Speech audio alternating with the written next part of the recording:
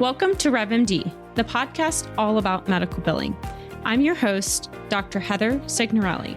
Join us as we break down the ins and outs of medical billing, discuss the latest trends, and also share insights to help you and your practice navigate the world of healthcare finances.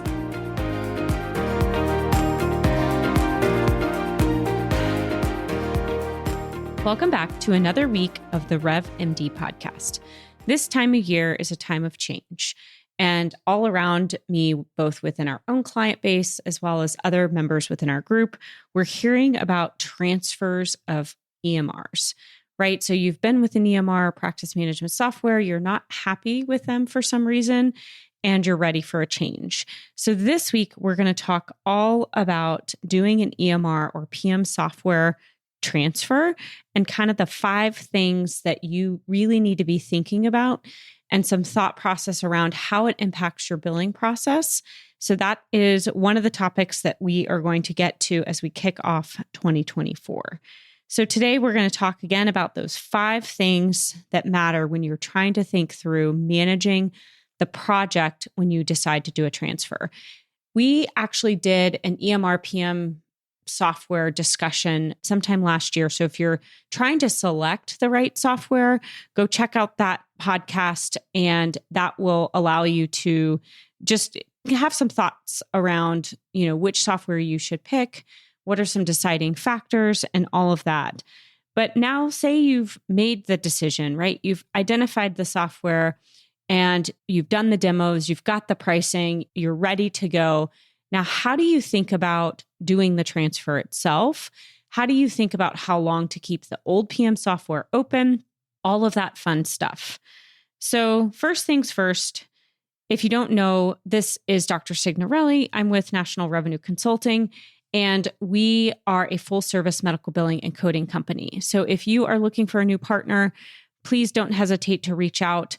We are super data-driven. We have an amazing team of individuals and even are working to get our practices with their AR over 90 days well below industry standards. We love to show metrics. We like to meet with our practices and show them their metrics, work on denials, and also help train your front desk. So if you are looking for a new medical billing partner, reach out at info@nationalrevenueconsulting.com. All right, number 1, the time it takes to do a clinical data transfer. So you've made the decision, you're doing the EMR and PM software upgrade, you've found your new partner. We have to have a mechanism by which you have to get the data from the old system into the new system. And there's always going to be a lag there. And what I'm talking about is the actual clinical charts. So the chart information, right? The medical records have to get moved over from one system to the other. And those are your records. And so you do have a right to them. Now, how you get them moved over can be very expensive. So you just need to be prepared that it can cost money, but it is obviously something you're going to need to do. Now, the key here is to recognize that, say you've been in XYZ software and you've decided, okay, April 1st, I'm going to go live in the new software. The data transfer portion will start and will start to move over medical records, but there may be a period of time where you have patients in one system after the transfer has been complete. And so you'll want to make sure that you work with your EMR and PM software, the new one, and work with the team that's doing that data migration to understand how you handle that lapse in time between the old software transfer happening and between the time that the new software goes live. Sometimes there's a lag there, meaning you may have the data transfer completed on March 15th, but April 1st is when you go live in the new system. So you still have patients getting seen between March 15th and April 1st in the old system. So you need to make sure that you have a plan to migrate those last few patients that you see in the old system into the new system. So just a nuance to make sure that you have clarity on how that works with your transfer. Number 2, patient demographics.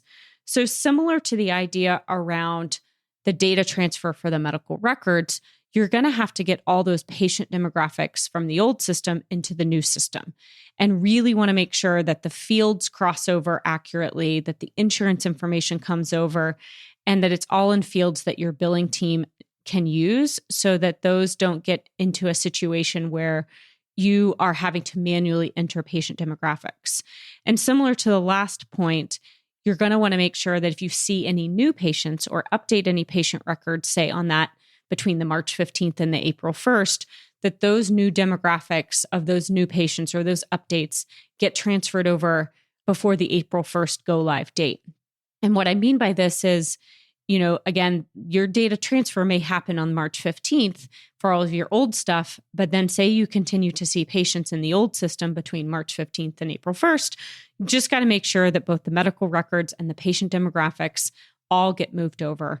And there's some different types of ways depending on who you're using to transfer that data.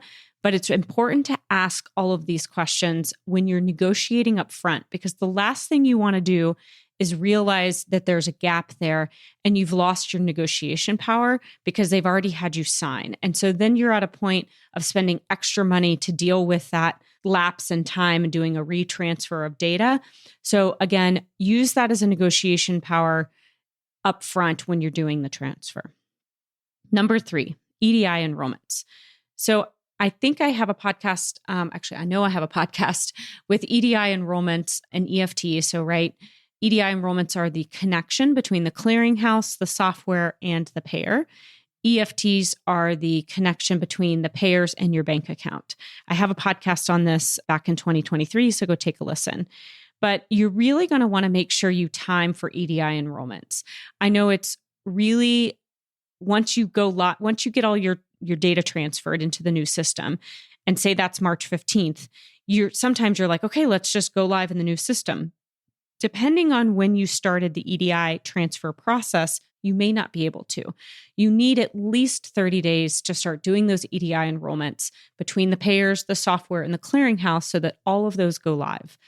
Do recognize that when you turn the new ones on, sometimes the connections with the old payers turn off. And this is true for Medicare. Medicare will only allow you to have one connection per submitter ID. And so what ends up happening is if you turn on your Medicare enrollment in the new system, it's going to be turned off in the old system, which means that electronic remittance advice, so those ERAs that are coming in telling you what you got paid, are going to stop. And so you're going to have to manually post from the portals. This isn't a huge deal. The money's still coming in, but what's happening is your ability to have an electronic feed of what payments to post turns off. And again, this is really mostly just a Medicare issue. A lot of the private payers will allow you to have 2 connections, but Medicare gets really finicky about this. So again, EDI enrollments, really make sure you have up to 30 days where you've started access with the new software. You've started to do your EDI enrollments before you go live. So let's go back to our example, right? So say you sign a contract, it's February 15th, March 15th, your data starts to transfer over and your plan is to go live April 1st. You're going to want to make sure that you have access to your EMR by around your new EMR by around, March 1st, so that you have March 1st through April 1st to get those EDI enrollments started and dealt with. Now, worst comes to worst, those aren't live to go. It's not the end of the world. You can still submit claims and, maybe do that through the payer portals. There are other creative ideas you can happen, just not ideal. And then also those electronic remittance advice aren't coming back. So again, lots to think about here and with regards to timing and why it's so important to have a project plan with your software, your new software team and your billing team so that you can coordinate all of this. Number 4, fee schedules. You're going to want to sit down and really make sure what are the fee schedules that you're planning to charge, right? So that's how much you're billing out. How much of your fee schedule is going to be cash pay and what are those fees going to be so that you can set those up. And then in an ideal world, you have your fee schedules from the payers themselves so that you can load up into the software so that you can always be tracking, are you getting paid what the allowable is for the payer. Now, number 5, managing accounts receivable. I always recommend at least 90 days, maybe longer, depending on how timely the charts have been signed out in the past. in order to keep that old software open. So again, if you go live April 1st in the new software, you aren't going to submit new claims in the old software, but what you will do is manage any old claims.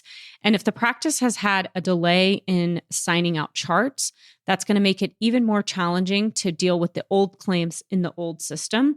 And I highly recommend getting all caught up with your charts, making sure that those are all signed out before you consider doing any, transfer or any information regarding starting in a new software. It just makes it a lot more complicated and it gets a lot more expensive because then you're having to keep the old software open for 120 plus days, which, you can kind of negotiate some of that with the new software. Maybe they'll give you a deal for the first 90 days, but it does get expensive and it is important to close out that old AR in the old system. Now, having said that, there are always mechanisms to move the claims into the new system, but I really, really discourage this unless there's some extenuating circumstances that make this very difficult.